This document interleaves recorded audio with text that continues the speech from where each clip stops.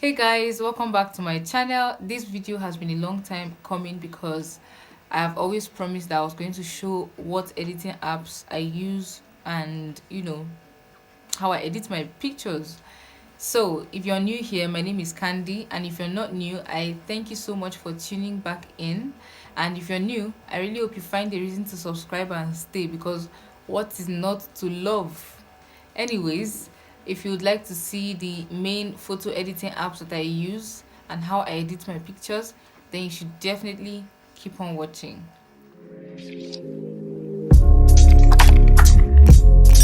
So the three main apps that I use to edit my pictures are Facetune 2, that's the free version. You have to pay for some features. And I also use Snapseed. And if I want to make like a collage, I use PixArt. And if you'd like to see how I do everything from removing of pimples to brightening more colors and making the colors more saturated and balancing light, then this is definitely what you want to keep on watching. If you haven't subscribed at this point, this is when you do it. It's just that little red button, and there's this bell button right on the side, just so you don't miss my videos when I make an upload. Do all of that, and then let's get right into it. I like to put the pictures I want to edit in the favorites folder. So I'll just go and open the picture and press that little heart button, and then select all the ones I want and move on to the editing apps. So I use iMovie and InShot to edit videos, and then I use Facetune, Snapseed, and PixArt for editing of pictures, and then Canva for like thumbnails. And then let's get into the editing. So I like to use Facetune 2, and I'll click on the favorite folder as opposed to recent. So these are all the pictures I've put in the favorite folder, and I'm going to scroll all the way to the one I want to edit, which is that one, right? So when I open the picture, I want you guys to see very well how the picture looks. The makeup looks flawless, if I do say so myself. Like, everything is well blended, but we just want to remove a few imperfections. Now I want to show you guys, like, I don't need to blur this picture because I used a white background, but if I want to blur it, I'm going to just go and click on defocus, and I'm going to do it on my face so you can see the effect of that blurring effect. So that double square thing by the lower right hand corner where I'm tapping is where it would show you before and after of your editing. So notice how the picture is going blurry and clear, blurring and clear, because that's the button that shows you before and after of your editing. So if you want to see how it's looking, you just press that button. So yeah, I'm just going to remove the blur and then click on edit.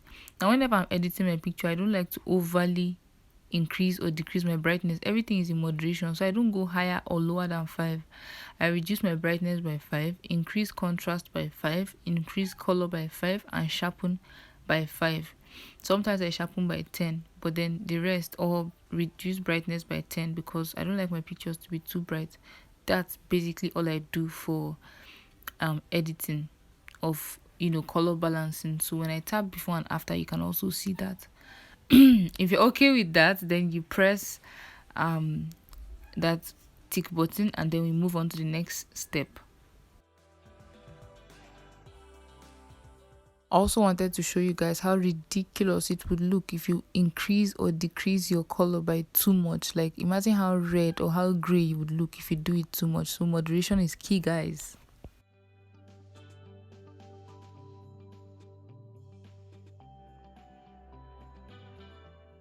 Next, I like to go to retouch. So once I click on retouch, you can see whiten, you can see smooth and all. So I like to start with whiten first, and you zoom into the area where you want to whiten, which is like my eyes, and I'm just going to keep touching and smoothing out that area, and then I'll do that for my eyes. And if my teeth are open, I'll also whiten my teeth. So be careful not to go and whiten some part of the face that you don't want to whiten. And then yeah, do not keep your whiten on 100%. I like to leave it at 50 or 60 or 70, because my eyes are not stark white. So I like to keep it on a low, and then I go and tap that, that star wherever it is that I want to be whiter. I go and tap there, and I was using that before and after tool to show you guys how it would look after you whiten.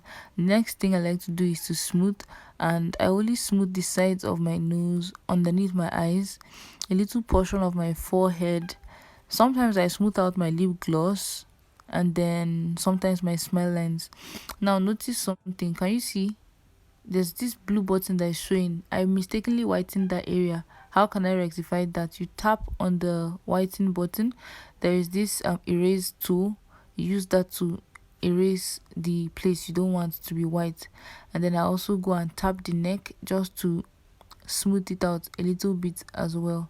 And that's it about the smoothing. After I'm done, I like to reduce it to like a 75 or 80.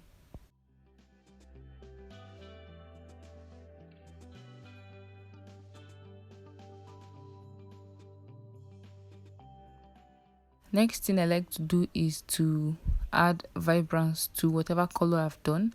Now you can see that this palette I used is very pigmented, but I want the red to pop, the yellow to pop. So I go to the vibrance key, and then I press it, and then I zoom to where I want to make more vibrant. So if you want to touch up your blush, I like to touch up that waterline, the lower lash line, just a little bit. Don't go crazy, just do your work first, and then go back in there and give it a little bit more detail, right? And then reduce it. Moderation is key, so I like to take it to a 60 to a 70, and then I go back to detail. When I go to detail, I like to touch up my lip gloss. I do this only when I'm wearing lip gloss on my lips, and then I do it on my lower lash line because I want the lashes to pop. I want them to be darker. That's all I do with detailing.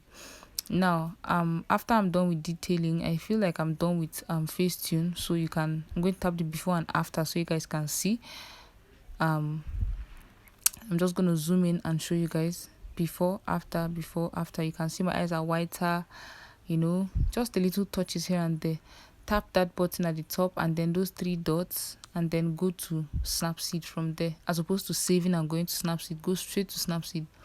Now when I click on the tools button, the first thing I like to do is to heal. So I just have one pimple. I'm just going to tap that, and that's it. I'm going to show you guys how you can do to ruin your work. Once you just do that, you scatter your work. So do it in little precise bits. So after I'm done healing my pimples, and I see that it's okay, next thing I'm going to do is dodge and burn. Now that's under brush. After tapping brush, you click on dodge and burn, which is like to increase your highlighter just a little bit. If you go crazy, you already know what it is. So I go to tap my lip gloss because I need it to be shiny like a mirror. And yeah, that's all I do with dodge and burn. The next thing I like to do is adjust the mood again. So I go there and I reduce brightness by 5, increase contrast by 5, saturation by 5. It all depends on how the lighting was when I took my pictures. Highlights I increase by 5, shadows I decrease by 5, and then I increase warmth by 5 as well. Now I usually decrease shadows because that helps to deepen your contour, increase highlight because that helps to brighten it. Like everything is just sense. So as you are editing, you want to make sure that you're doing everything in proportion. 5, 5, 5, 5 plus, 5 minus, here and there. And I want you guys to see how I crop for Instagram. There are different sizes, so I like to use 5.4 because that's like a nice portrait size for Instagram as opposed to square. And when I do that, I just like my face to show more than my outfit, so this size is perfect for me. And now I'm going to add text. So that's my favorite font because it shows the letters properly. So I clear that. I write my name, and then I resize it and put it where it will be very visible but not too visible. We don't want people stealing our work, but we don't want to cover the work either. I copy it because usually I edit more than one picture, like 5-10, so I don't want to keep typing. You might even make a mistake. I know it's your name, but you could make a mistake.